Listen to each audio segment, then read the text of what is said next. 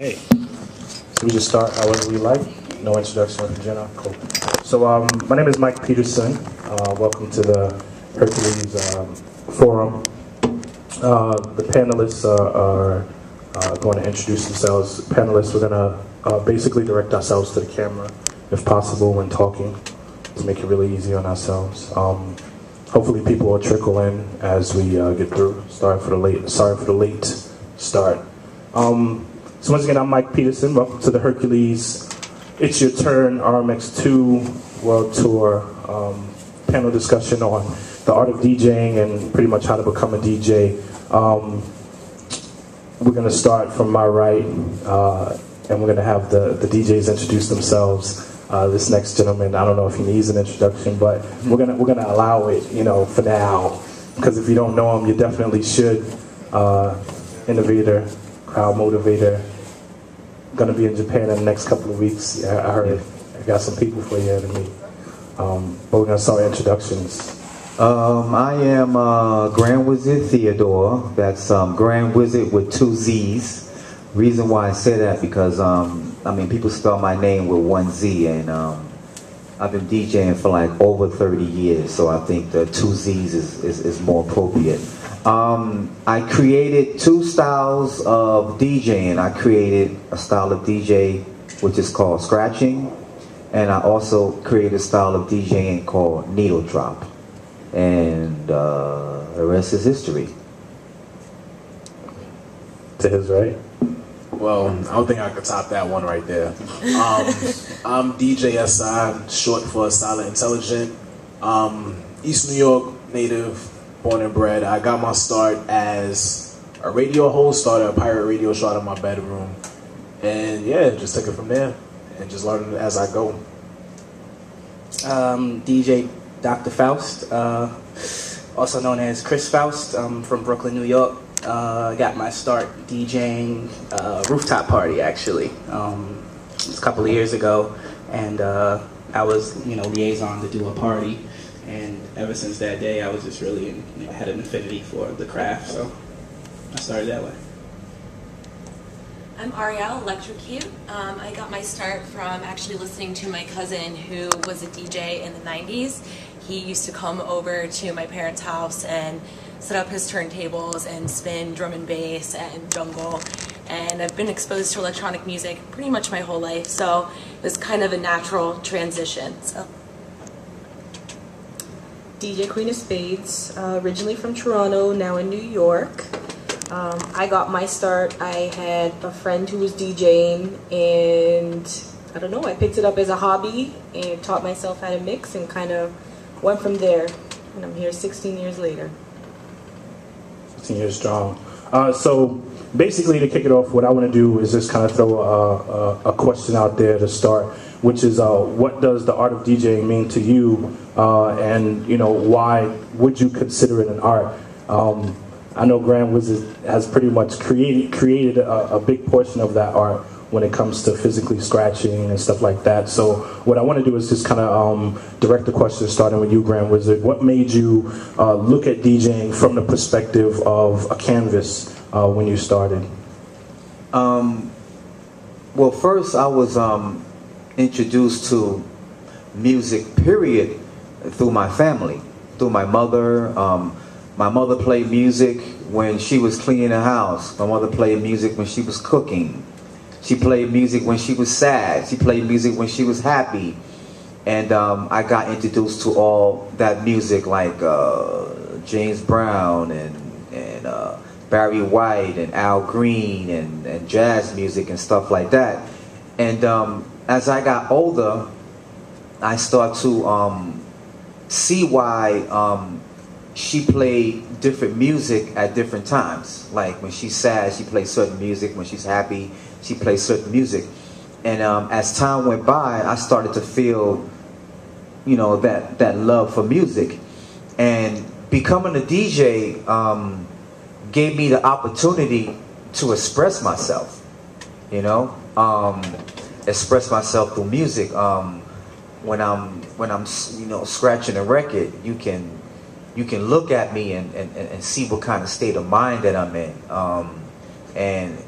And if the DJ is not happy, then the people that he's playing for is not happy. So, I mean, at the end of the day, it's just becoming a DJ gave me the opportunity to express myself, gave me the opportunity to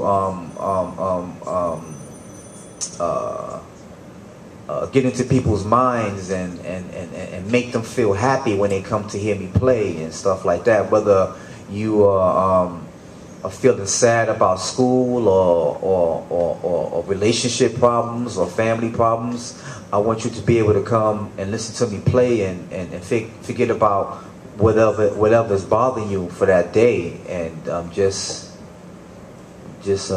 be happy, you know.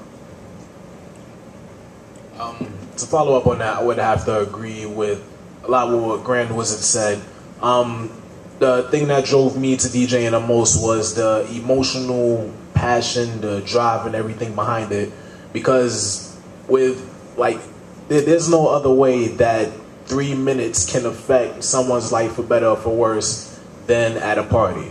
And the DJ is the heartbeat of a party. They can create the canvas to have a good night. They can create the canvas to have a good night, or to just have a chill, nice, mellow thing. But as I stated, you know, sometimes you have to get in there, become a mad scientist to find out what works and what doesn't work. And that's what kind of drove me to it, because I started my radio show because I got tired of hearing what was on regular radio. Hot 97, 107.5, I couldn't deal with it.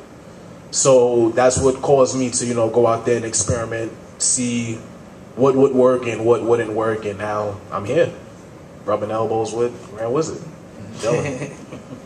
I mean, for me, you know, aside from DJing, I'm a performer, MC with a band, Good Day, Good Night. So, like, my infatuation with DJing kind of came from watching the crowd, you know, from actually performing and watching the crowd. I had an affinity with, like, how people's mood changed with the music. So what I decided to do was, it was kind of like an experiment for me. You know, it's like an evil scientist, you know, kind of like what SI said. And it's like being able to manipulate someone's mood in a split second from one song to the next was really, like, it bugged me out how, like, it happened. You know, this is just me being a patron at parties, and, like, you know, they'll play this, like, you know, this old school record. Oh, that's my song. And then they'll play this, you know, this other record, and it's like, you know, it's their hype, and it's just like, wow, like, I can do that as a performer, but I can't do it as quickly as a DJ can.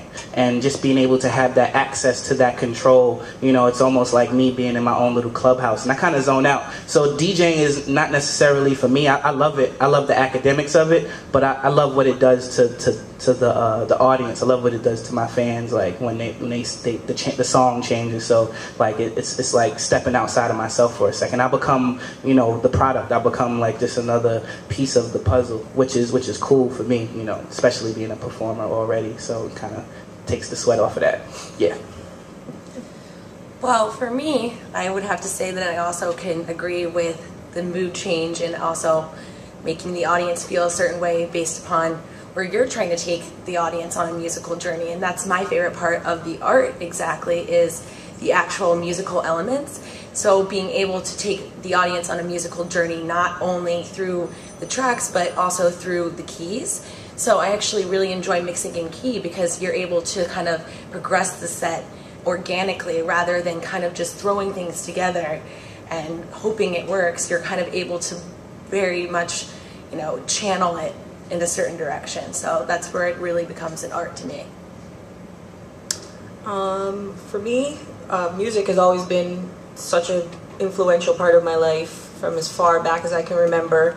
I've always been involved with dance and dramatic arts, so when I kind of stumbled across DJing, because that's how it really happened, for me it was kind of just another way to, like everybody said, express themselves through music.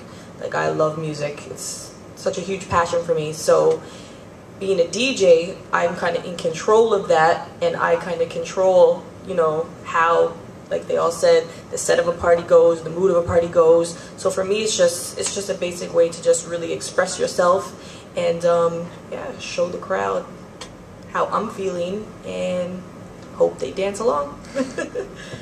So the Hercules motto is digital core, analog roots, right? And so it speaks very much to innovation within technology, but really respecting where the craft came from and where it originated from. And so what I wanted to do, Grand Wizzard, and I know we've gone through this before on tape, but what I would like to do is talk more about your innovation, and then, you know, creating the scratch, creating the needle drop, and then what I would like for the rest of the DJs to do is to comment